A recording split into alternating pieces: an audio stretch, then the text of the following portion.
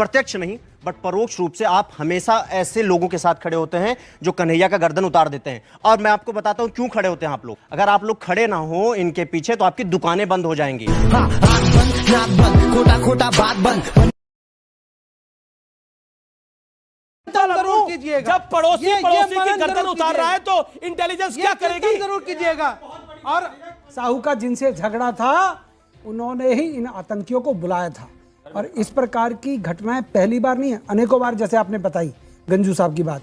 Actual में क्या है, भैंस के आगे बीन बजाने का कोई फायदा नहीं। इन लोगों का इलाज, जो कट्टरता वाला शब्द आपने बोला ना, भारत छोड़ो, इन लोगों को या तो दोबारा से इनको कहो कि भैया अपना ठिकाना कहीं और ढूंढ लो, परंतु देश के अंदर रहना पड़ेगा। अगर हरे है नफरत है को कह रहे हैं मेरे लोगों का गर्दन काटोगे, आप मेरे लोगों का गर्दन काटोगे, गरीब टेलर की गर्दन काटोगे, कट्टरवादी कोई भी हो, कट्टरवादी छोड़े। तो फिर शंभूलाल रैगर को मानने वाले, अरे शंभूलाल रैगर ने लव जिहाद का विरोध किया था। अपलाक पहलू सबके प्रॉब्लम। अच्छा ठीक है, आपकी बात पे आता हूं। जमई सर, मेरा आपसे बहुत तमीज़ और तहजीब के साथ बस एक ही सवाल है कि आप जब भी ऐसी घटनाएं होती हैं आप दो एग्जाम्पल पीछे का लेके आते हो और इसको जस्टिफिकेशन कर देते हो कि भैया हम तैयार हैं, आप अगर आप चाहें तो आप फिर से ऐसा कांड कर सकते हैं। प्रत्यक्ष नहीं बट परोक्ष रूप से आप हमेशा ऐसे लोगों के साथ खड़े होते हैं जो कन्हैया का गर्दन उतार देते हैं। और मैं आपको बताता हूं क्यों खड़े होते हैं आप लोग। अगर आप लोग खड़े ना हो इनके पीछे तो आपकी दुकानें बंद हो जाएंगी। खोटा बात बंद। आप लोग लगातार ऐसी चीजों का समर्थन करते रहते हो और मैं आपको बताता हूं क्यों। हम ऐसे लगातार डिबेट में जब आके हम कहते हैं सर आप ऐसी बातें मत करिए, इसका बाहर गलत असर पड़ता है। हम खुद जाके लगभग 200 से 300 बच्चों से बात किए जो हमारे मुस्लिम भाई बहन हैं। हमने उनके दिमागों में आपकी छाप देखी है सर। आपकी बोली हुई भाषा उनके दिमागों में ऐसे पड़ती है कि वो गला उतारने से भी संकोच नहीं करते हैं। बस यार, और कितना सहूं मैं, और कितना सहूं। और आप जैसे लोग ऐसे चकाचौंध स्टूडियो में खड़े होके जनता को बहला के फुसला के उस 22-23 करोड़ आबादी को आप बहला फुसला के उसको गर्दन काटने पर मजबूर कर देते हो। आप जैसे लोगों को स्टूडियो में तो छोड़िए, आप जैसे लोगों को सबसे पहले बाहर निकालना चाहिए।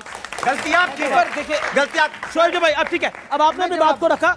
अब शोएब भाई, मैं इतना जानता हूं, मेरा इतना पूर्ण विश्वास है कि हमने इस देश में हमेशा से कानून, संविधान और न्यायपालिका का सम्मान करते हुए बात कहा कि इस देश में कानून को हाथ लेने में किसी का अधिकार नहीं। और जो ऐसे दहशत फैलाने वाले दरिंदे वैसी, आज तक शोएब जमई रिकॉर्ड उठा के देख लिया, हमने समर्थन। हाँ, लेकिन जो एग्जाम्पल्स हमने इसलिए दिए क्योंकि देश को यह बताना जरूरी कि कट्टरता का सोर्स और क्या क्या है।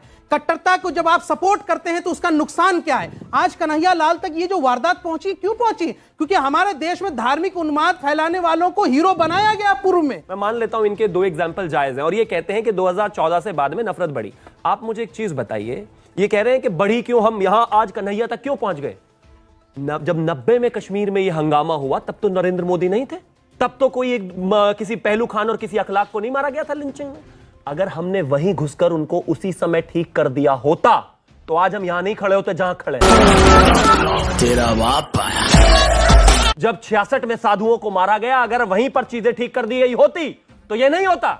अगर कार सेवकों की स्थिति पर जब उनको पेट्रोल डालकर आग लगाई गई, अगर उनको वही ठीक कर दिया होता जो कि किया, तो आज ये सिचुएशन नहीं होती। प्रॉब्लम क्या है कि इनको हर जगह सिर्फ लिंचिंग, इसलिए किसी ने आतंकवादी ने गला काट दिया, हाँ हमारे साथ भी लिंचिंग होती है, किसी ने बम फोड़ दिया हमारे साथ भी लिंचिंग होती है, किसी ने हिंदू को पकड़ के मार दिया हमारे साथ भी लिंचिंग होती है। अरे कितना घिसते रहोगे इन दो लिंचिंग पे चर्चा हो रही है। और अंत में धार्मिक कट्टरवाद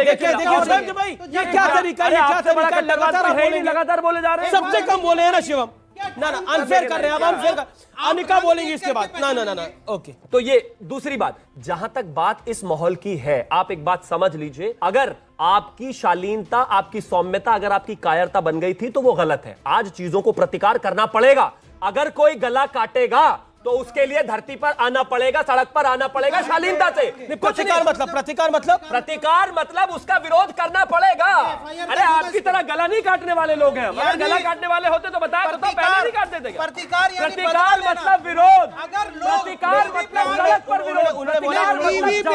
अगर लोग बदला लेने की बात करते हैं, उन्होंने बोला विरोध करना पड़ेगा। फिर मैनिपुलेट कर जाएगी। अरे भैया इसको कोई कानून की मशीन लाकर दो, इनको ये क्या है, कुछ सब बोलते कुछ है। मैं आपको मौका दूंगा। कैसा बदला? प्रतिकार मतलब विरोध, धरती पर आकर, सड़क पर आकर विरोध। विरोध तो होता है, तो होगा, और होगा, हिंदी हमको भी और होगा, प्रतिकार और होगा, और होगा, और होगा। प्रतिकार का लोग मतलब विरोध पूरा होता है। देश सड़क पर आएगा, पूरा देश सड़क पर आएगा। विरोध होता बताइए है। मैडम, बता हिंदी हमको भी दीजिए, आती है। डिक्शनरी खोल लो, हिंदी हमको भी प्रतिकार आती है। करिए, विरोध होगा। ये गलत, हमीश। अब ये फिर देखिए सर, मैं फिर से कह रहा हूँ, आई जी, रिपीट, विरोध तो होगा, प्रतिकार होगा। तुम गर्दन का, अरे प्रतिकार भी होगा, विरोध भी होगा। अरे मुकदमा दर्ज कराओ, प्रतिकार भी होगा और विरोध भी होगा। गर्दन कटेगी, चुप नहीं बैठेंगे। अच्छा ठीक है, अच्छा ठीक है, मैं अनिका आपके पास आता हूँ। देश का माहौल खराब कर रहे रहा हैं, ये सबसे बड़ा सवाल है। इसका मेरा मानना यह है कि हेट स्पीच कोई भी दे, इरिस्पेक्टिव कोई भी पॉलिटिकल पार्टीज हो, सबसे पहले उन पे एक्शन होना चाहिए। अच्छा, राहुल गांधी जो हिंदुत्व को गाली देते हैं वो हेट कभी स्पीच है कि नहीं, कभी नहीं।